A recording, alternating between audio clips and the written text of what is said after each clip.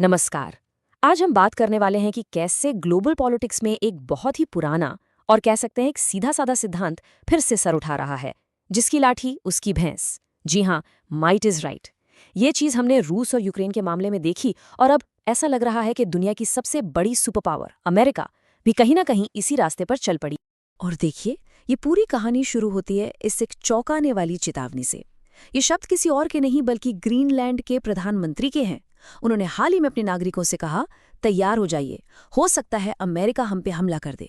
उन्होंने साफ कहा कि वो इस संभावना से इनकार नहीं कर सकते। जरा सोचिए, एक देश का लीडर अपने ही लोगों को कह रहा है कि अमेरिका के हमले के लिए तैयार रहो। ये बात अपने आप में दिखाती है कि मामला कितना ज्यादा गंभीर है। तो सवाल ये उठता है कि आखिर अमेरिका को ग्रीनलैंड चाहिए ही क्यों? देखिए, डोनाल्ड ट्रंप का तर्क बहुत सीधा है। उनके मुताबिक अगर कल को रूस अमेरिका पर कोई मिसाइल लॉन्च करता है तो उसे रोकने के लिए ग्रीनलैंड में एक मिसाइल डिफेंस सिस्टम लगाना सबसे जरूरी है, और सिर्फ तभी अमेरिका की सुरक्षा की 100% गारंटी हो सकती है। तो ये पूरी तरह से एक स्ट्रेटेजिक, एक रणनीतिक चाल। अब आप जरूर सोच रहे होंगे कि आर्कटिक में चल रहे इस पूरे मामले से भला भारत का क्या लेना देना। भाई, ग्रीनलैंड तो हमसे हजारों किलोमीटर दूर है। लेकिन यहीं पर कहानी एक बहुत ही दिलचस्प मोड़ लेती है, क्योंकि जो लॉजिक, जो तर्क ग्रीनलैंड के लिए दिया जा रहा है, ठीक वही तर्क अब हिंद महासागर में मौजूद एक बेहद जरूरी द्वीप पर भी लागू किया जा रहा है। और इसका सीधा सीधा असर हम पर यानी भारत पर पड़ने वाला। जी हाँ, अब पूरा का पूरा फोकस आर्कटिक से शिफ्ट होकर आ गया है हिंद महासागर पर। और जिस द्वीप की हम बात कर रहे हैं उसका नाम है डिएगो गार्सिया। ट्रंप की नज़र अब इस द्वीप पर है और यहाँ जो भी होगा वो भारत की सुरक्षा और हमारी विदेश नीति को सीधे तौर पर प्रभावित करेगा। चलिए देखते हैं कैसे। डिएगो गार्सिया को यूं ही अमेरिका का कभी न डूबने वाला एयरक्राफ्ट कैरियर नहीं कहा जाता।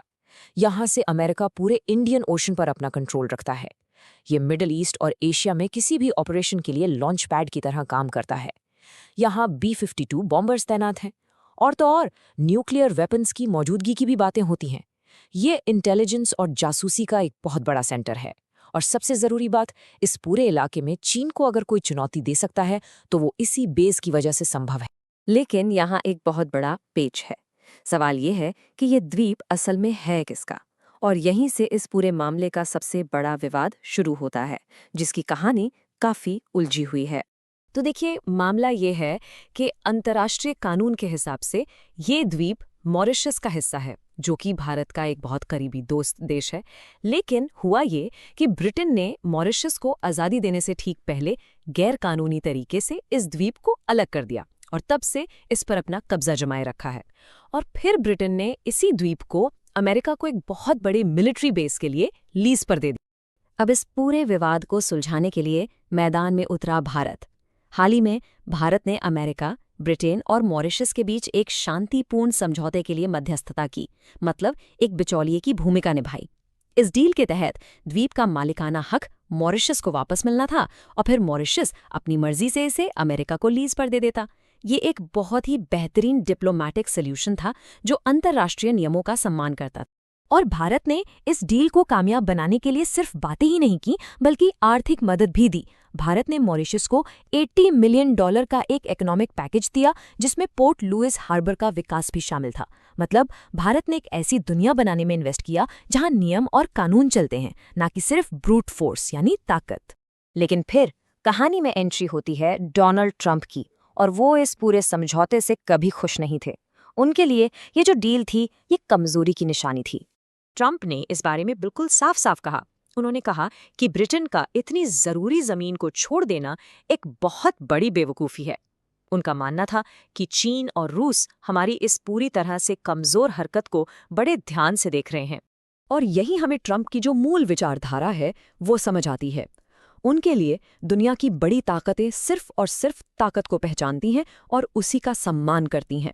कमजोरी दिखाना मतलब खतरे को न्योता देना। उनका मानना है कि जब तक आप दुनिया को ये नहीं दिखाते कि आप कोई भी जगह पे कब्जा कर सकते हैं, तब तक दुश्मन आपसे डरेंगे नहीं। और यहीं पर ट्रंप इन दोनों द्वीपों को यानी ग्रीनलैंड और डियागो गार्सिया को सीधे सीधे एक ही धागे में पिरो देते हैं।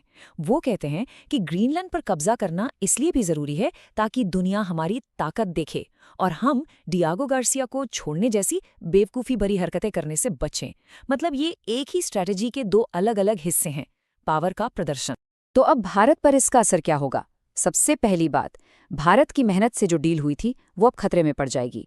दूसरा, अमेरिका एक भरोसेमंद पार्टनर के तौर पर अपनी इमेज खो सकता है। तीसरा, ये मॉरिशस और अंतर्राष्ट्रीय कानून का साथ देने की भारत की कोशिशों को कमजोर करता है। और सबसे बड़ी बात, ये हमारे अपने पड़ोस में, हमारे बैकयार्ड में जिसकी लाठी उसकी भैंस वाले रवैये की शुरुआत का एक खतरनाक संकेत है। और ये पूरी चर्चा हमें एक बहुत बड़े सवाल पर लाकर खड़ा कर देती है कि जब दुनिया में बड़े और ताकतवर देश अपने नियम खुद बनाने लगे, तो क्या ताकत ही हमेशा सही मानी जाएगी? इस नई दुनिया की हकीकत के बारे में सोचना हम सबके लिए बहुत ज़रूरी है। ऐसे ही जानकारी से भरे वीडियो देखने के लिए LLB स्टूडेंट अड्डा चैनल को फॉलो करें और सब्सक्राइब करें। अगर आप किसी नए विषय पर वीडियो चाहते हैं तो नीचे कमेंट करके हमें ज़रूर बताएं।